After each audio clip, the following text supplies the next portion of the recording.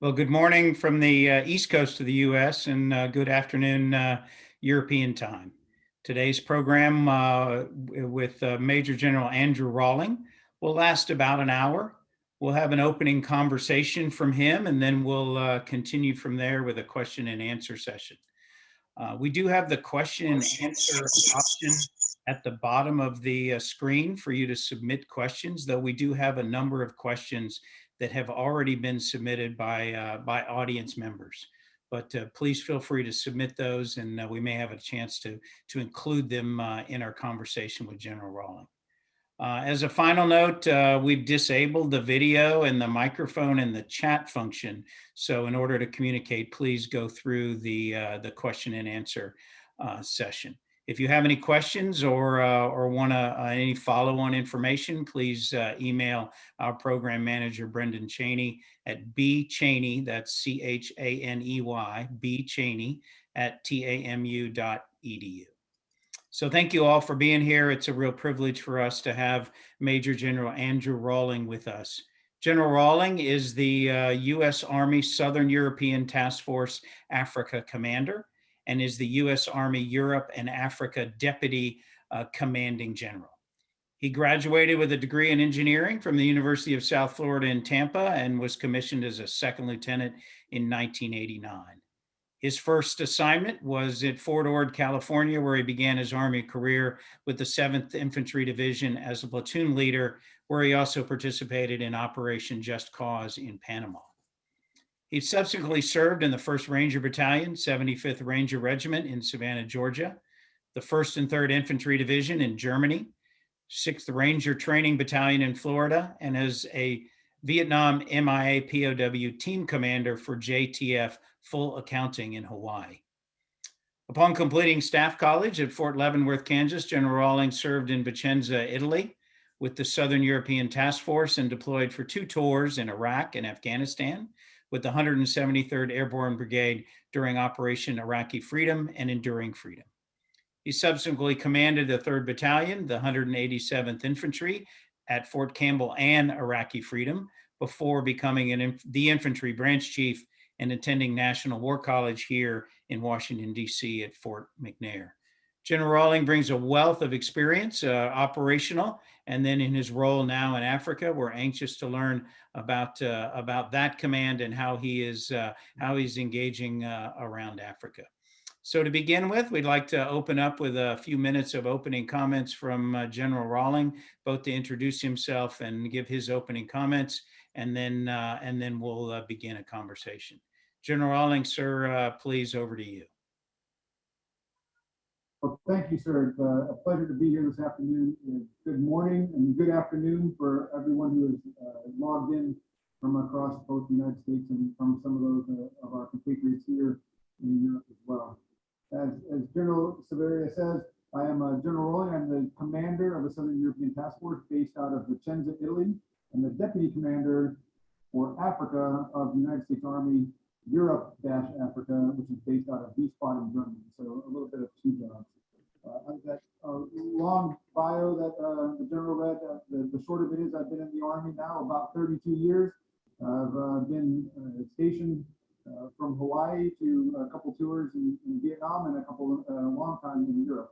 In fact, over 13 years of European time. So what I've never been stationed for was Africa. So I now am an expert on Africa of my last 9 months in command, and frankly, the first 3 of it, I discovered Africa is not a country, it's actually a continent made up of 54 countries, all of which are unique and have a very set and very different set of problems, challenges, and opportunities. And we're glad to talk about those as we go across the board. So I wanted to kind of start at the national level and work my way down, if I could, a few topics, and then I really look forward to the questions. So first of all, from the U.S. government level, I think it's best described as our, again, before I start my comments, for some of those, I apologize for those that I don't mean to be pedantic, but for some that know a lot about government, to some that know little, I'll try to cover a few things, so bear with me if you will. I think the best way to describe the government's approach is in the 3 Ds, which is working through diplomacy, development, and defense. And we are but one part of that, and that is we are, of course, my command is part of the defense. And that interagency team is important that each of them have a role and each of them has a say in how things are developed. And the U.S. military specifically does not write policy. We are those that execute policy across the, in my case, the African continent. And so we do that with global engagement and partner nations across 6 combatant commands, global combatant commands, the global combatant command of PACOM, of EUCOM, of Africom, of Central Command, to name but a few. And each of those are in charge of a geographical portion of the world. And in this case, the Southern European Task Force straddles really 2 of those, and that's the European Command, that is, of course, all of Europe, and Africom, which is all of Africa. And my command, as part of the United States Army's Europe and Africa Command, sits in between those. So it's a good spot to be. Most importantly, though, what I do is I wake every single day and I think about Africa, and I am the component or the Army Command as part of my higher headquarters that does just that. I work for, on a daily basis, Africom, which is based out of Stuttgart, Germany. And last week, in fact, the commander of Africom testified before Congress. Those are publicly available testimony to give out where he thinks the state of Africa is and the role of Africom going into the future. So it's interesting if you don't have a lot of history with Africom to realize it was the last of our combatant commands that was established. It was established in 2007, and it was built and designed in a unique way for a combatant commander. Most of your combatant commands were designed around a warfighting function, ready to provide the defense portion of our diplomatic and development. But Africom was designed for the continent of Africa to be heavy in the whole of government approach. In fact, the deputy commander for United States Africom is actually a U.S. ambassador, in this case, Ambassador Andrew Young, who is the deputy for civilian and civil military engagements in either career foreign or career State Department and former ambassador at least twice there before. So Africom as a headquarters, in this case, is a geographical combatant command, is really focused on a whole of government approach in Africa, which we can talk about in a little bit. So subordinate then is my headquarters, SETAF and SETAF Africa. We've been a headquarters in Italy since the late 1950s. So over 65 years, we've had an Army headquarters here in Italy. It's been, though, until 2008 when we switched over from worrying about activities in Southern Europe and moving to activities on the continent of Africa. As you know, Africa is one of the largest and most complex areas of responsibility in the world. It's got many of the highest growth rates, not just growth in people, which it does, but in economy. It also has the world's youngest population, where the 41% of the 54 countries in Africa, 41% of those are under the age of 15. So that continues to illustrate why Africa is important to the future and for expanding markets. It's got 11 of the world's 25 fastest growing economies. It's got 14 of the world's most fragile states in Africa. It is a crossroads. It's a crossroads for global commerce with Russia, with China, with the individual countries in Europe and the EU, on the edge of the Straits of Gibraltar on one end,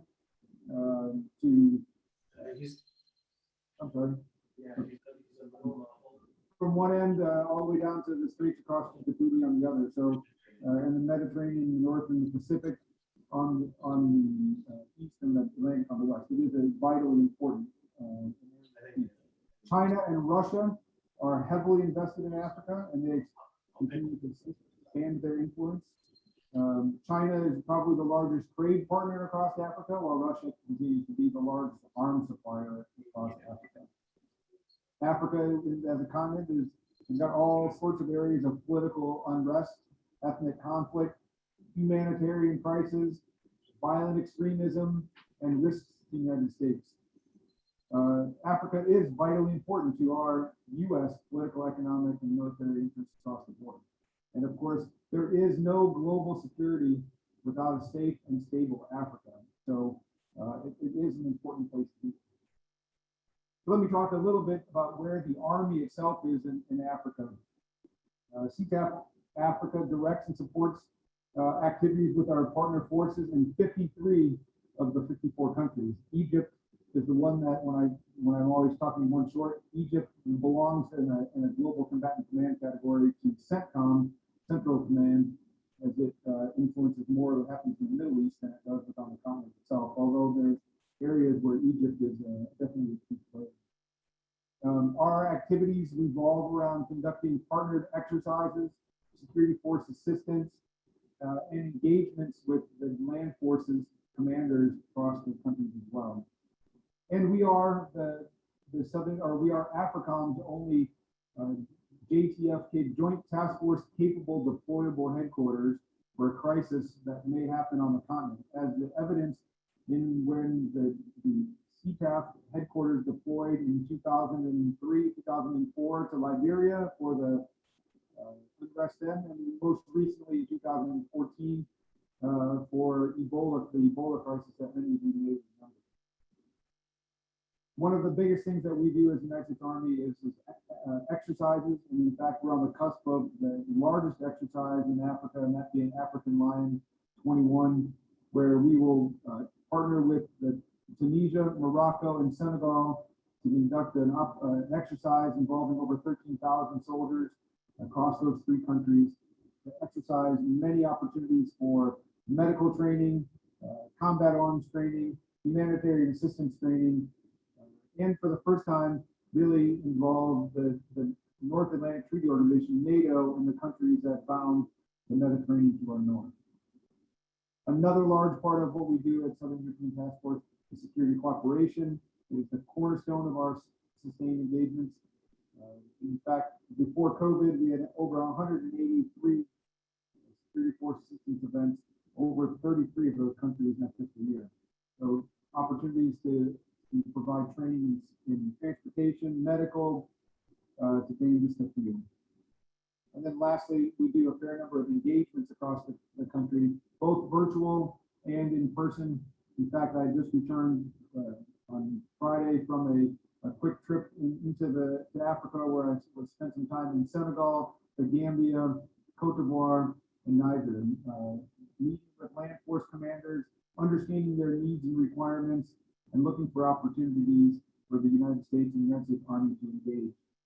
Even despite COVID, we've been able to maintain those engagements, if not in person, then virtually, like I'm doing with you all today. So I wanted to spend there just a few minutes to talk to you about what is my command and what we do as the United States Army and the Department of Defense in Africa. I'm honored to be part of this organization and the men and women that make up this command. Maintaining our relationships and partnerships in Africa, combined with what we do and our partners in NATO and the European Union, is important. And I think that we have a great shared security interest across, and we're committed to being a trusted partner to our African partners. So thank you again, and I look forward to your questions and our conversation. So back to you. Well, General Rawling, thank you for that, and it certainly is remarkable the depth and breadth of what you and your organization are doing, and so thank you for that, and thank you for being here. When you and I talked a little while ago in preparation, and you just mentioned about your recent trip where you had gone. Perhaps for those of us who haven't been to Africa in a lot of ways, if you could maybe give us a highlight of one of those stops and who you got to engage with and what you saw. And then, I know a great part of what you do is to go out into those countries and engage with the militaries and engage with government leaders. What do you think is the impact of these trips that you have the opportunity to make? Thank you, sir. I did, as I said, I went to Senegal. I went the Gambia, which is, of course, basically the center of Senegal. It's its own English-speaking country surrounded by the French-speaking Senegal. I went to Cote d'Ivoire on the coast, and then up into Niger, where we have two bases. Niger, the United States government has two bases in Niger. I'll highlight a little bit, if I may, the Gambia, a small country that frankly many people have probably never heard of, a former British colony that survives inside of Senegal. For somebody described Senegal as Pac-Man, and the Gambia as the tongue of Pac-Man, basically, which follows a river that runs through the middle of Senegal. It was interesting. I was the first United States military officer to have visited the Gambia, general officer, in over 20 some years. And that was quite witnessed by the red carpet, the band, the parade, and all that, as I stepped off the plane a little bit humbly and spent time with not only their army commander, but their chief of defense, their minister of defense, and I spent over an hour and a half with the vice president of the Gambia. So the opportunity for the United States to engage, in this case, the United States Army, represented by myself, in concert with the ambassador of the Gambia, we went to everything hand in hand.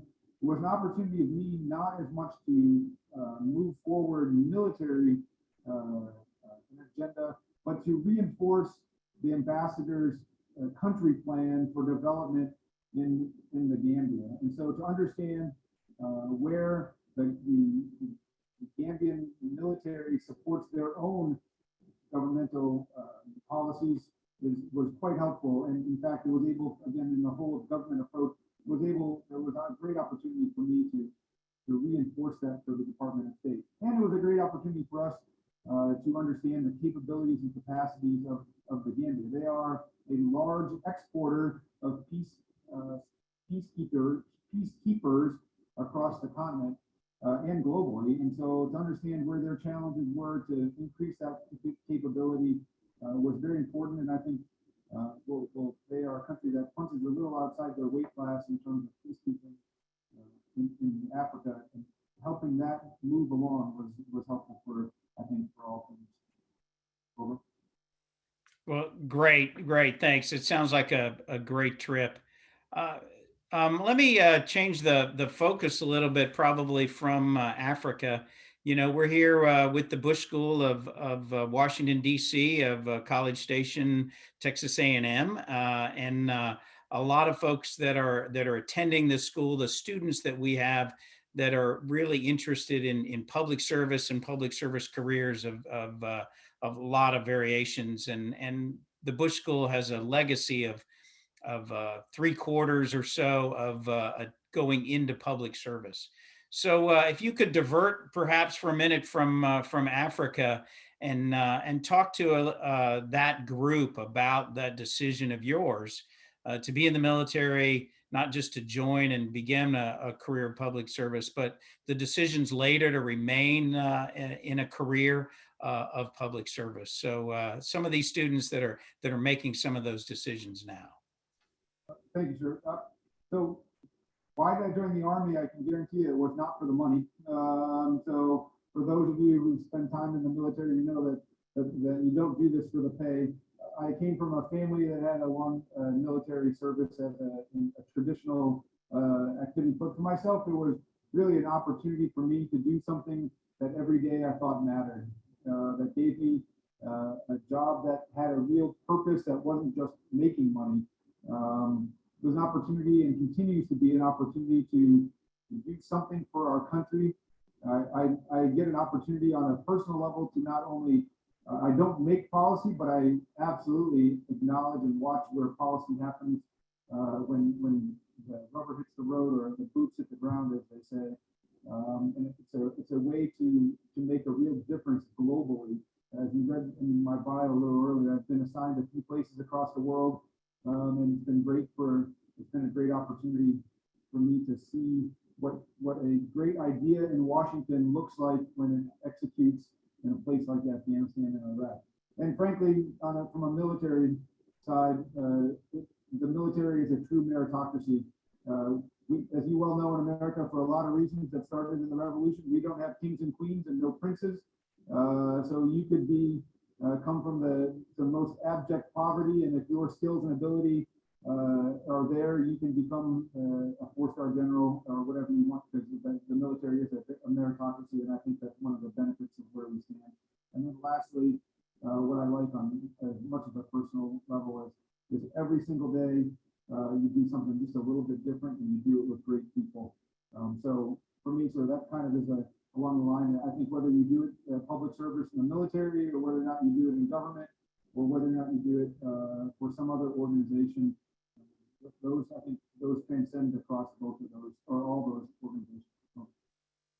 Well, thank you for that, and certainly an impressive career. And we know that comes with a lot of decisions. Yes, you're right. There's a lot of opportunity, but there's challenges and sacrifices along the way. So thank you for that. You mentioned your bio, and certainly when we look through a bio like yours, that there's a lot of overseas time. There's a lot of deployment time, and some of it is clearly in combatant roles, of course.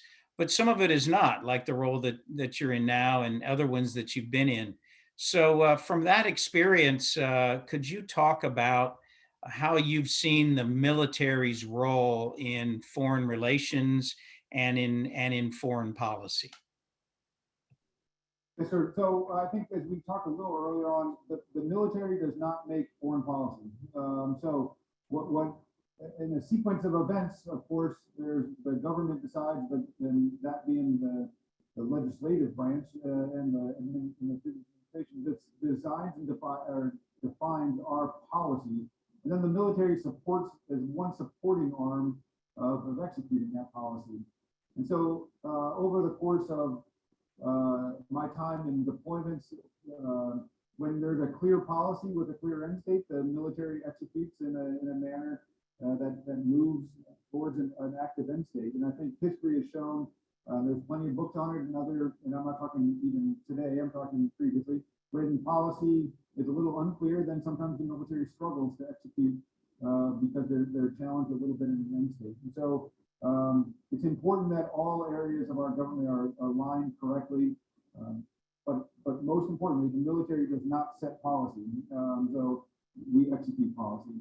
In fact, the way our staff, and I talked a little bit about the formation of Africom earlier, Africom is designed as a policy, as a different combatant command, because it's not about just executing warfare, it's executing and in partnership with our State Department and the administration to execute a non-kinetic, for lack of a better way, policy across the 53 African countries that I think are important.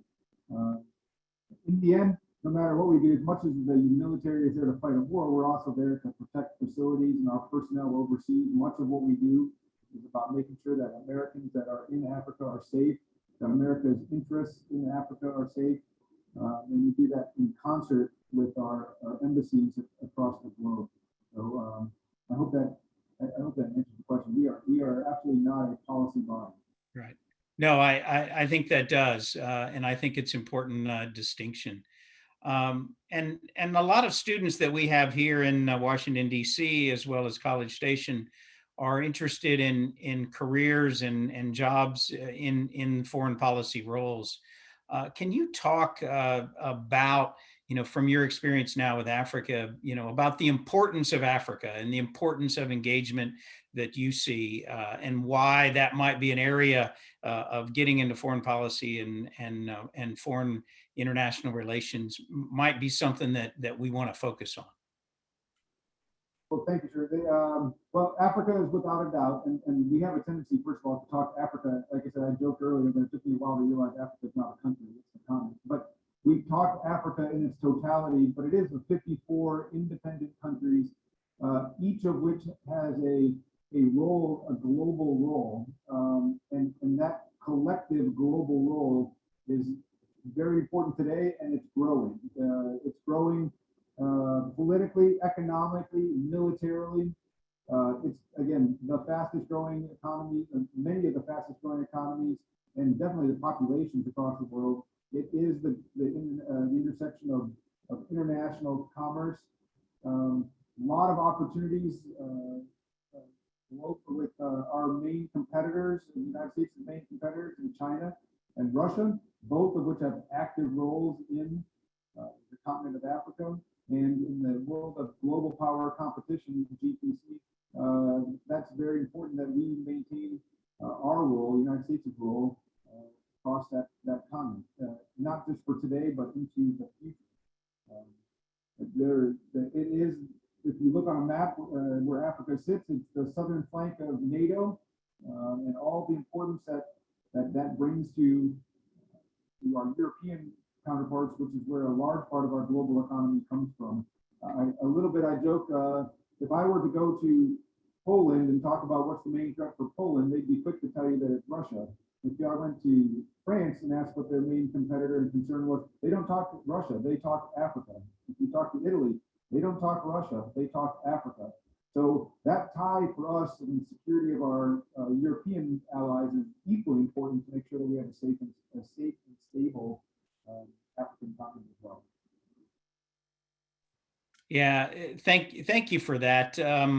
And let's continue with on that line about the connection with Europe, as you mentioned. You brought out the exercise that you're about to have, African Lion, and that it was important that NATO was participating in the exercise this time. So can you talk a little bit more about the security linkages between Europe and Africa? I mean, obviously that drew the organization of this exercise to include NATO and Africom and EUCOM for that matter, and NATO did that for a reason. So can you expand on that a little bit? Sure, thank you. So, I mean, interestingly enough, my last 2 years in the previous job I was the deputy commander for the United States Army Europe, and in fact, I have a fair amount of experience in Europe and all that entails. In NATO, I spent time in a NATO command in England as well. NATO, of course, was, without getting to the history of NATO, but it was designed and built around us protecting us back in the Cold War days from what was the Soviet Union.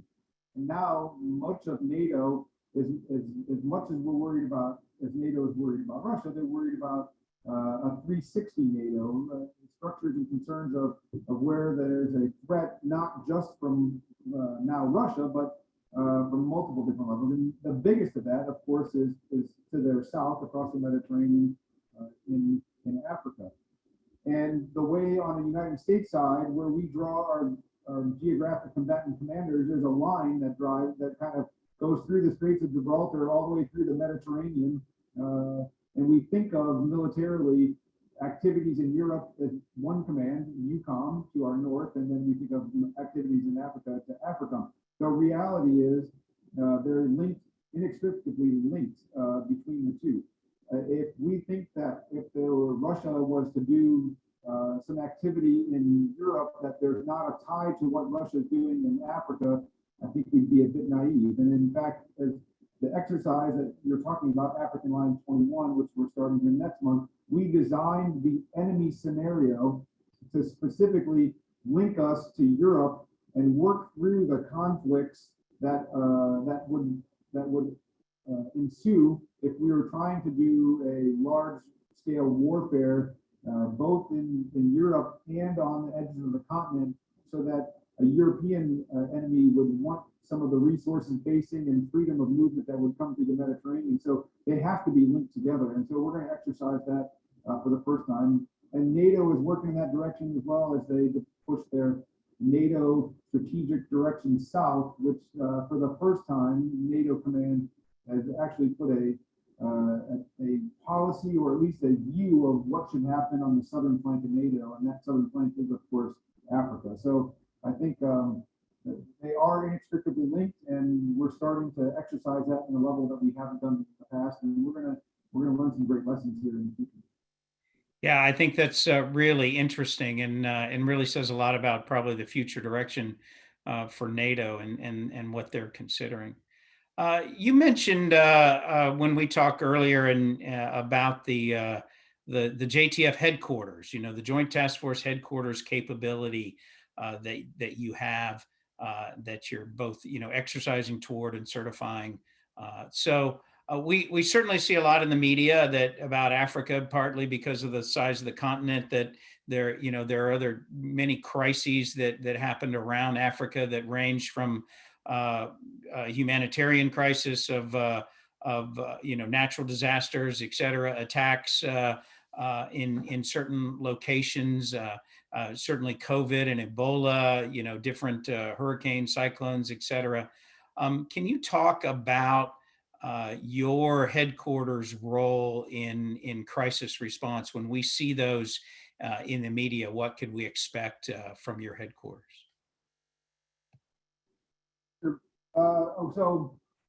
And please forgive me if I talk a little Army-isms, but I am a two-star general, and I have then with my headquarters would be defined as a two-star deployable joint task force headquarters, which gives us the capability at the two-star level to bring together joint components. So not just the Army, but bring the Navy, the Air Force, the Marines, and others into one headquarters, deployable on a short notice to any one of the locations across the African continent to help resolve a small-scale contingency, which is where I think we see ourselves in the most part, as you discussed, an Ebola crisis, a humanitarian crisis, small kinetic activity, levels below what you think of when you think of what we've done in Iraq and Afghanistan.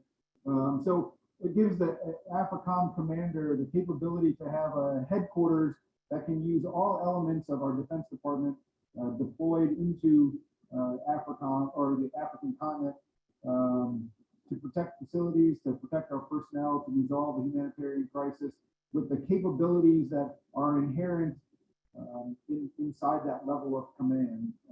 I think it's pretty good. We also have a sub-element of my command that allows us to do security elements to augment and defend our embassies across the continent. And that's a rapidly deployable capability that's resident in our 173rd Airborne Brigade located within here. That gets us to a number of our hard-to-reach embassies across Africa. So that's kind of the purpose I have is really a coordinating headquarters, and if it needs to be a warfighting headquarters that gives the Africom and frankly the U.S. government capability that we haven't had for a while. Yeah, that certainly makes sense, and is often the first called on in as those crises develop. I'd like to move on to some questions that we've had from audience members that have been submitted prior and today. So, and I'm going to try to call it put them together as some people have sent some stuff in, and a number of people are asking questions about other countries around the world that are engaged within the continent of Africa. So, first, could you talk about what many people perceive, whether it's real or not, perceive an increased China presence across the continent, and how we as within your headquarters and within Africom, how we see that and how we're considering that and how we're responding to China's continuing and increasing presence in Africa. Sure, thank you. Well, first of all, I would say that it's important to define the difference and at least delineate the difference between competition and conflict. We are not, I don't think, in conflict with the Chinese, but we are in competition, and I think we'd be naive to think that we are not. We're in Africa. It's interesting that when you step off the plane in many countries in Africa, the first thing you'll see is a sign in Chinese, and so the Chinese are there. And Addis Ababa in Ethiopia, the main road is covered in signs in Chinese. My trip, in fact, to Cote d'Ivoire, the Chinese built their convention center while they're there in Cote d'Ivoire. When we were in, name your next country, Kenya, the Chinese are building their main road from the airport down to the city center. So China is in Africa. They're in it in an economic manner. And some would argue that they're not there militarily, but I would counter that argument to say that they absolutely are, and they're there militarily, not with a numbers of bases and numbers of tanks and airplanes. They have one base in Africa, that's in Djibouti, but they're there in Africa by buying and influencing ports. So if you're Chinese, if you're China and you own most of the ports in Africa, well then you have a military dual use, as we call it, capacity and capability in many ports across Africa. And if you go and land an airplane and all your service contracts in Africa are done by Chinese countries, then those are dual use capabilities on your military capability. So Africom or China is absolutely in Africa, and they're there in a large way. And they do things that's a bit different than we do.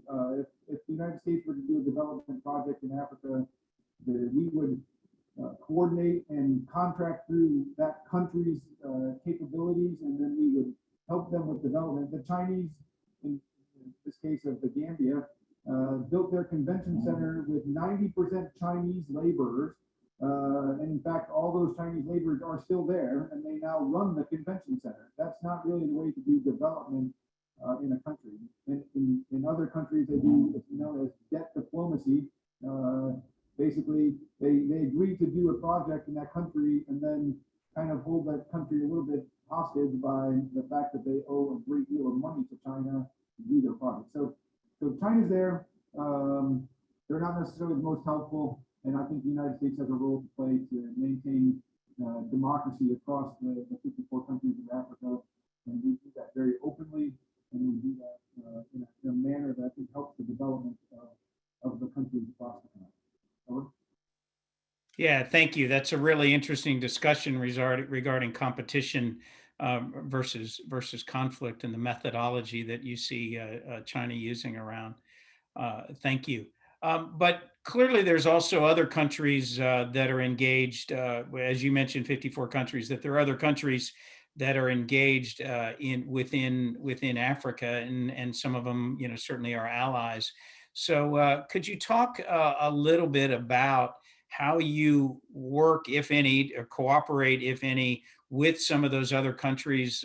Specifically, I know that France has a presence, as you mentioned, because they have interest in Africa, but there are other countries, Belgium is known to, have a presence, and how you engage with those countries in their work, and then, how you see their presence in Africa.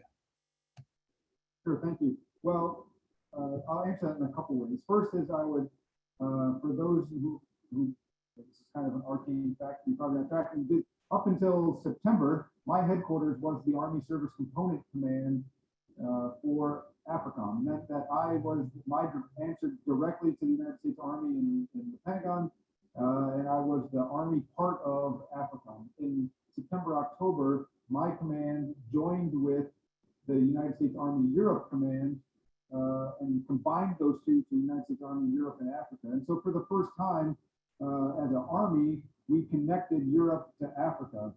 To get the answer to your question, why to know that is important, because to engage with our allies on the continent of Africa, you have to engage them at their government level in Europe. And so we are in twofold. One is that my boss and myself do a fair amount of engaging with military and civilian leaders in our European countries, mostly countries such as Italy, Portugal, Spain, France, Belgium, and Great Britain are your largest probably contributors to African development. So a bit of working out in the continent or in Europe, and then we do a fair, almost all coordination on the continent in each country to make sure that each of us are moving in the same direction. For example, you mentioned France. France has a large contingent in the Sahel, based out of Burkina Faso and Chad, and we share opportunities with them both in the development sphere, but also in the military sphere. In fact, the majority of our medical evacuation capabilities in the Sahel are all given by actually the French. So we combine our military capacity in that area too. And lastly, to talk about the French,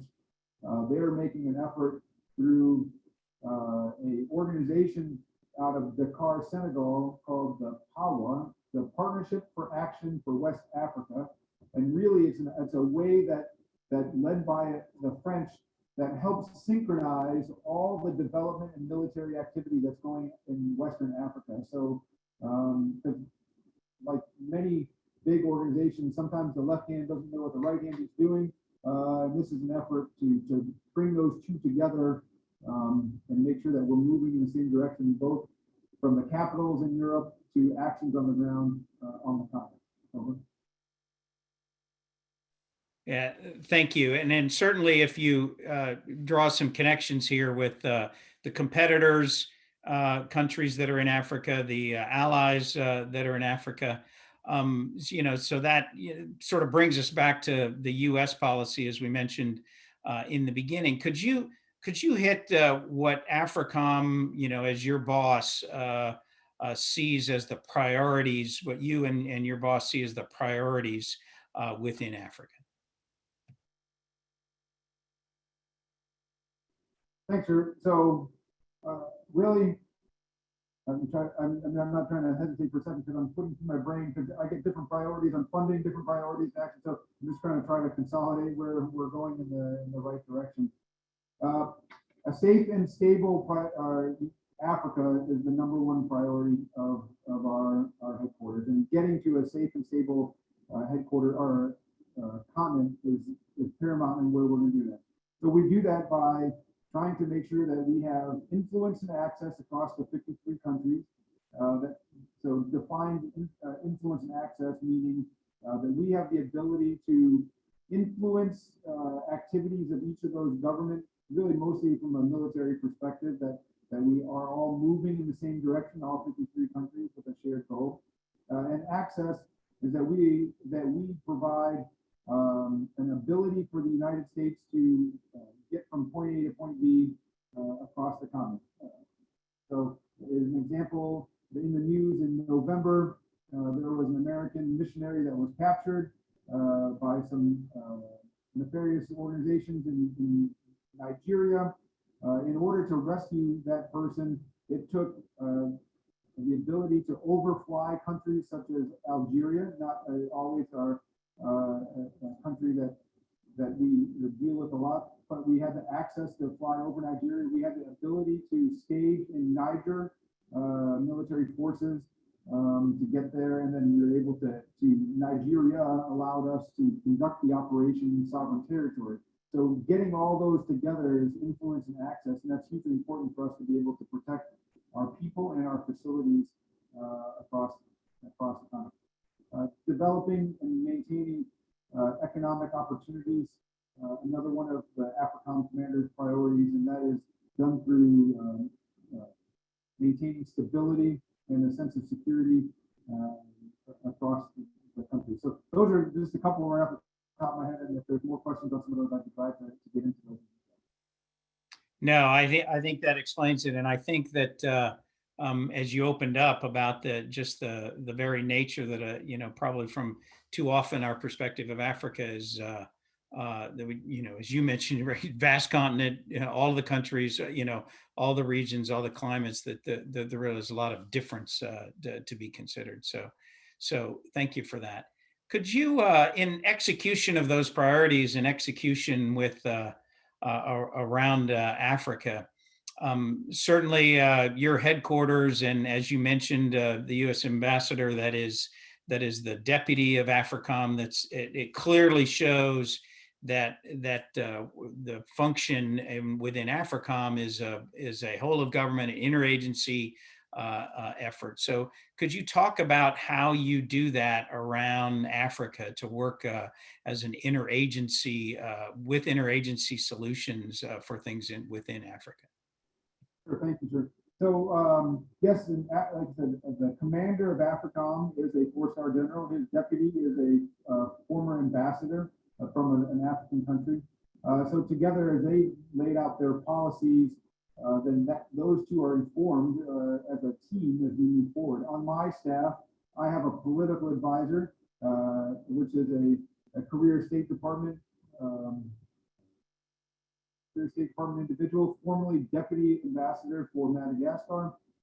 He helps me understand views and ideas from the diplomatic side. And then as we execute activities on the ground, we do not do anything in any of the countries in Africa, excuse me, with not being lockstep with each of the ambassadors' country plans that they publish and that they brief us on. And as we go to Africa, the first thing we do, and in fact, every place I went last week, my first stop was the embassy. And we sat down with the ambassador to make sure I understood his country plan and where he saw the military and the supporting role of that country plan. And then we tailor our activities in that supporting role. So in this case, we have security force assistance activities, whether that's helping develop an army to have more capacity in communications and medevac capabilities. So all that supports the ambassador's country plan. We lay that out across each of the countries that we go to. So we do not do unilateral, I do not, my headquarters does not do unilateral military activity in Africa. Thank you. And sadly, I'm noticing the clock here, General, but I think we probably have time for one more question. I mean, I have a long list of things and notes and stuff that you said. It's really remarkable, the depth and breadth of what you're doing in your headquarters. But there's been a question submitted regarding the African Union. And if we have a military liaison there, and do you work with the African Union?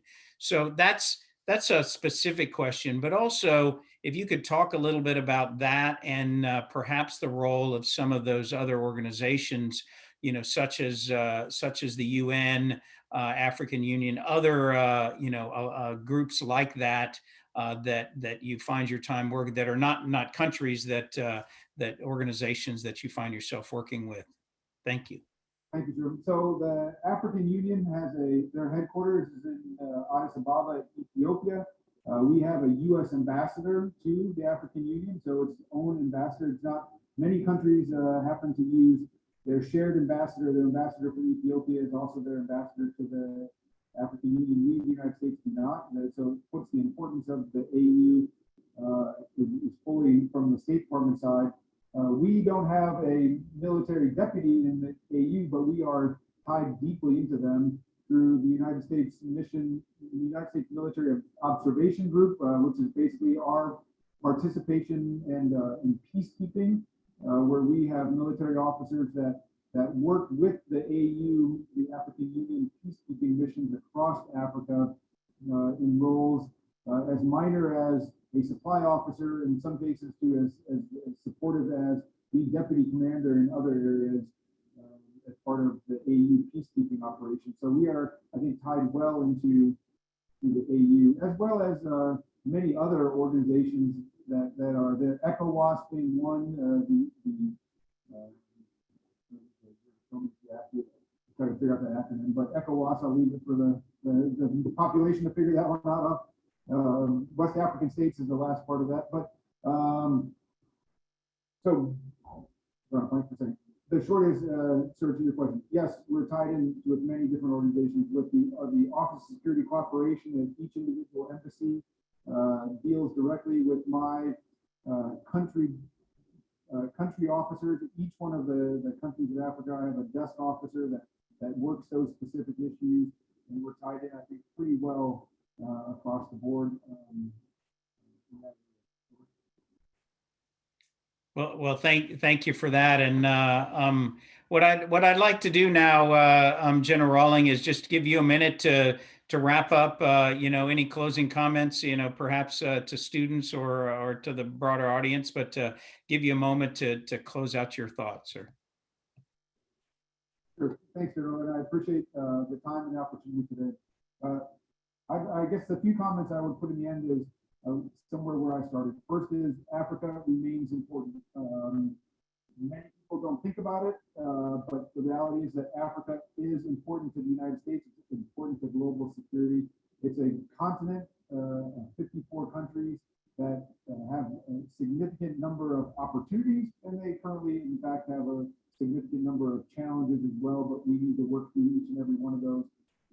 It's important that the United States maintains a clear policy supported by all branches of our government, and I think the United States military, which I'm a part of, is postured to do that here, not just in my headquarters in SETAF, but by each service component and by Africom and its unique role of the executors of our governmental policy. So I'll finish where I began, which is a safe and stable Africa is important for global security and important for the United States.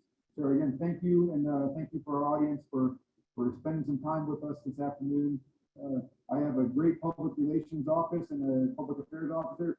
If you wish to anybody address comments directly, please feel free to reach out to SETAF and our website and our Facebook, and we'll be glad to answer any of your questions in detail if I didn't expound on them. And thanks for your interest in all things Africa today. And again, thank you, sir, for facilitating this.